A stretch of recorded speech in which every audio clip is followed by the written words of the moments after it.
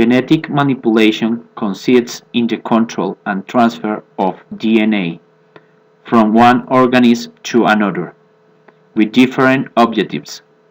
Some is diseases used to overcome research for to get individuals with specific characteristics, and for animals to genetically modify plants and make them more resistant has and diseases press increasing their productive value.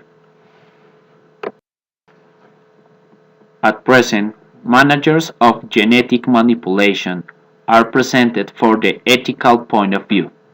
It jeopardizes the animal maltreatment if you make a species used in research with fine products, because it accelerates artificial form of the evolution predisposes. These are species a mass extinction in case of a pandemic.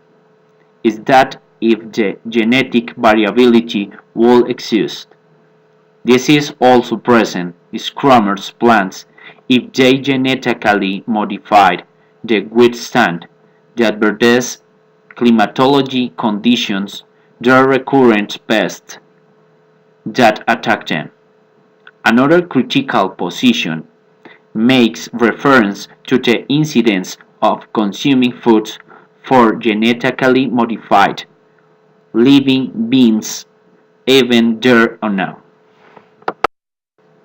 In my opinion, the genetic manipulation of a scientific achievement obtained by the persistence of humanity in research to the solutions of pathological alimentary precariousness.